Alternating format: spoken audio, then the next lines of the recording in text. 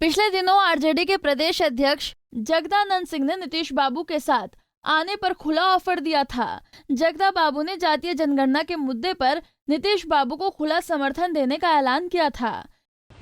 विवश लोगों को लिए जो सदियों से अपने जीवन को असहायता में गुजार रहे हैं, सरकार का कैसे संबल उनको मिले, इसके आधार पर जातीय जनगणना हो और जातीय जनगणना के आधार पर जो कमजोर वर्ग पीछे छूटा हुआ है हर मामले में, उसको आग ले जाने के लिए नीतियां बने।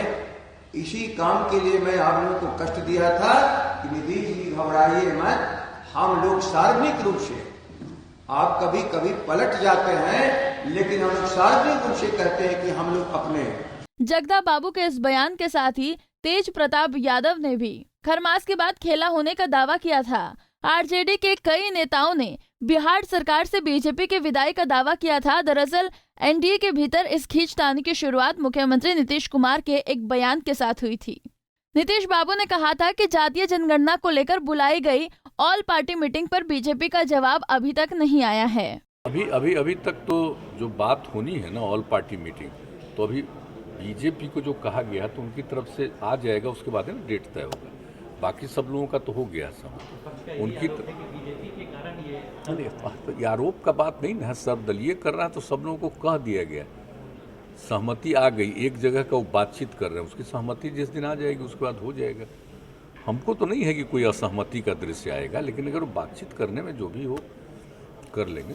हमने तो कह ही दिया है और अभी हाल ही हम बात की है, फिर कि देख लीजिए इस पर, यहाँ के लोगों से कह दिया, ठीक है।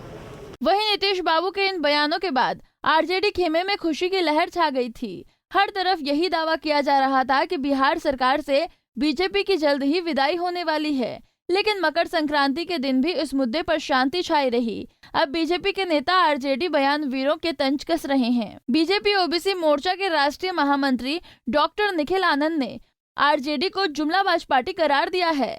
आनंद ने कहा कि राजद के लोग समय समय पर अपनी सरकार बनाते हैं और दूसरों की सरकार गिराते रहते हैं। इससे यही लगता है कि जैसे सरकार जनता नहीं है, ये लोग घर में बैठकर बनाते हैं।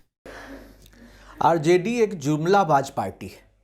ये लोग समय समय पर यूं ही सरकार गिराते रहते हैं और अपनी सरकार बनाते रहते हैं।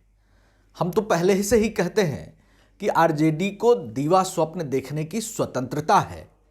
आज हम लोग दही चूरा खा के आराम से सबको शुभकामना दे रहे हैं। आज नया मुहूर्त शुरुआत हुई है और आरजेडी के नेता ही बिहार से फरार हैं। अब आरजेडी जिस तरह की पार्टी है, तो ये अपने लोगों को एकजुट रखने के लिए, चूँकि अंदर में द्वंद्व है, भगदड़ है, ये बताते हैं कि अगले ही महीने सरकार बन रही है, अगले तारीख को सरकार बन रही है, ताकि लोग प्रलोभन में एकजुट रहें, आरजेडी की दुकान सजी रहे। ये दुकान सजाने की कवायद है इनकी। आरजेडी की सरकार बिहार में अब कभी नहीं बनेगी। आरजेडी यूं ही जुमलों के सहारे अपनी राजनीति को खींचती रहेगी। आरजेडी चाहे कितना ही दबाव क्यों न करे, अभी नीतीश बाबू यू टर्न लेने के मूड में नजर नहीं आ रहे हैं। ऐसे में आरजेडी के आलाकमान के हाथ एक बार फिर निराशा ही लगी है। पंजाब केसरी टीवी के लिए पटना से संजीव कुमार की रिपोर्ट।